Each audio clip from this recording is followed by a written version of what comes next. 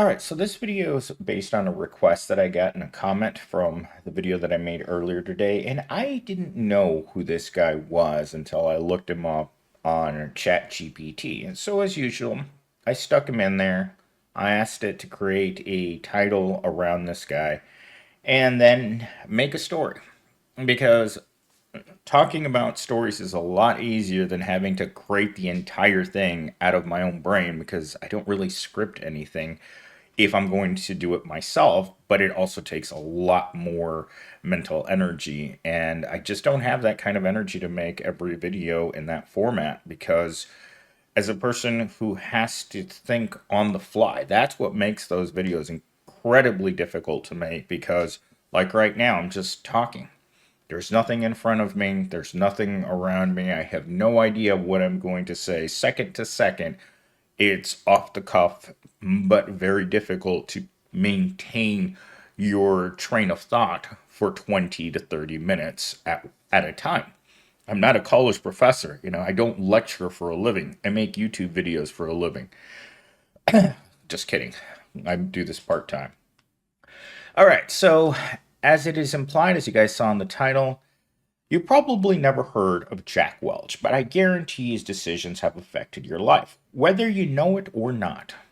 This man was called Neutron Jack, and trust me, that nickname wasn't a compliment. So, who was he? And how did he go from being celebrated as a genius to being blamed for destroying the company he built? Let's get into this. So, in the 1980s, Jack Welch was a rock star in the business world. He took over as CEO of General Electric, a company already thriving, and turned it into an empire. Under his leadership, GE value skyrocketed from 14 billion to over 400 billion. But how did he do it? And at what cost? I always wonder at what cost you get into doing the devil's tango. Welch didn't just manage General Electric, he tore it apart and rebuilt it from the ground up. His playbook was simple but brutal. Cut costs. We've all seen that. Fire anyone who wasn't pulling their weight. Demand every GE business be either number one or number two in its market, or he got rid of it. Sounds smart, right? But here's where it gets messy. I knew it was going to get messy because it started smelling like gym socks in here. Welch was ruthless. Entire departments were shut down. Thousands of workers lost their jobs, not because they weren't good at what they did, but because their division wasn't profitable enough. That's where I always wonder when profit is enough. It's why they called him Neutron Jack. Like a neutron bomb, he left the building standing but wiped out the people inside. Ouch. So that's a wicked nickname. Oh my goodness. And for a while it worked. Investors loved him. The stock price soared, but Welch didn't just cut cost. He also turned G into something completely different. He pivoted GE from making light bulbs and applications to becoming a financial giant. By the 1990s, most of GE's profits didn't come from manufacturing but from its financial services. Welch called it innovation. Critics called it gambling. It's always great to gamble with other people's money, isn't it? Just like the financial crisis, all those banks gambled with other people's money, and when they lost, they stuck their hand out and needed government support in order to not fail. Again, as I've mentioned, the car companies, the American car companies, are heading for the exact same place. They have been jacking up the price of cars by unreasonable amounts. When you price out ordinary people for regular cars, that means your product no longer has a demographic, which makes your product undesirable to the vast majority of people. I don't know anyone right now who can afford to buy a $50,000 car. I know I can't. I drive a Promobile, just like you probably do, because we buy the things that we can afford. We don't buy the things that we can't afford because that's why they're called luxuries. Luxuries like homes and food and apartments and gas. I mean, you think about the things that once used to be ordinary things, well, they're not ordinary anymore. Here's the problem with building a house of cards: it doesn't take much for it to collapse. And that's exactly what happened after Welch retired. The financial crisis hit, and GE, once the most valuable company in the world, was left on life support. What does this mean? It means that someone got their golden parachute and then bailed out and let everyone else go down with the ship, because that's what you do as a rich person. And that's why there are so few people who are CEOs in our society. There are millions of people, of Johnny Six Packs, around us. Millions of them. Everyone, at least everyone that I live around in my neighborhood, is poor. But these people, these CEO kinds of people, they're different. They think of attrition rather than retention. They think of crazy ways in which they're going to redo a company. And all of them have this sort of ego, right? Every new CEO that comes in and works and takes over at Starbucks is going to reinvent the wheel when it comes to what they're going to do. Sometimes there's just no market for your product anymore. I don't think Starbucks is going to survive. I think that the Amazon workers are trying really hard to do something that it's not going to be allowed. Amazon's going to be Amazon regardless. And Amazon, in my opinion, shouldn't even exist. Because when you have monopolies for everything, you there's no competition. Once you take over a business, and there's who's competing with Amazon? Target, Walmart, Kroger's? I don't think so. I mean, everything on my everything I'm everything I'm wearing and everything that I'm using, my microphone, my monitors, my keyboard, my mouse, everything on my desk, I bought from from Amazon, and it was delivered to my house. Everything. And that's a sad state of affairs, but that's the reality of the world that we live in. So getting back to this. So, was Jack Welch a genius who turned GE into a powerhouse, or did he set it up to fail the moment he stepped down? Maybe the real question is, why do we celebrate CEOs who treat people like numbers? This is something that I've never understood. And if you go to a job fair, anywhere in America, right? They have job fairs around the university all of the time. They probably job fairs right now going on somewhere. Well, when people show up with their resumes, and this is the only place I think that a paper resume actually has any value, that the paper it's printed on is worth more than the actual of what you wrote on there. Because these young people, especially young finance and business majors, go up to these booths for whatever corporation. Everyone wants to be an executive. Everyone wants to be the CEO. Not a single person holding a resume at a job fair wants to be an ordinary worker. Unfortunately, ordinary worker, millions upon millions, the CEO, the corporate class of people, the executive class of people, they are the very few in our society. I would say that among a population of 150 million working Americans, less than 1% of 1% is actually the executives. That means that there's a lot of positions open for fry cook at McDonald's. And guess what? No one wants to take those jobs. And when you are a person who's recruiting and you tell them, well, we have entry level jobs, well, most people who went to college or or have some type of education, right? It doesn't have to be standard traditional 4-year education, because there are less and less traditional jobs out there. But I'll get into that at the end of this. So And here's why it matters to you. Welch's model of profit over people became the blueprint for corporate America. Layoffs, outsourcing, cutting benefits, those are all tricks companies learn from him. So next time you're wondering why you're working harder for less, thank Neutron Jack, or don't. But maybe there's a lesson in all this. Companies don't run without people, and people aren't just numbers. Maybe it's time we stop celebrating leaders who think they are um, leaders who think they are, and it ends. There's nothing else. So, okay, so going over the highlights of this, right? Everything that I have just read is something we're all dealing with. We've all had to deal with layoffs, outsourcing, and cutting benefits. As I've told you guys, I've seen several articles in which corporations, your company that offers you health benefits, are going to try to rework your benefits in order to give you less money. In fact, I was reading another article yesterday where they're actually, instead of increasing your wages in 2025, they are looking at cutting wages for up to 30% over your overall cost to the company. That's a lot of money that you're going to lose in your paycheck.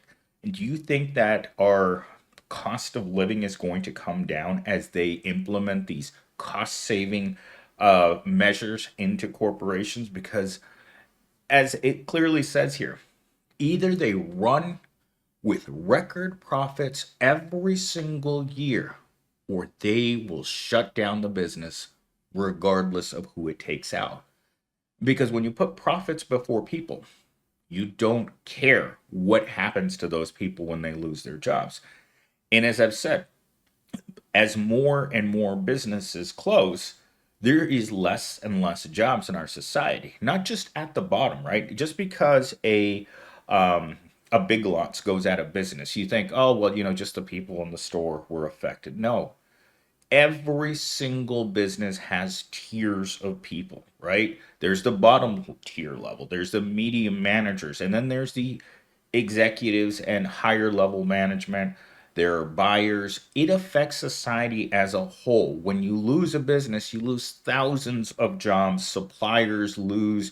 Even the people who make these crappy products in China lose because now there's suddenly no demand for that thing.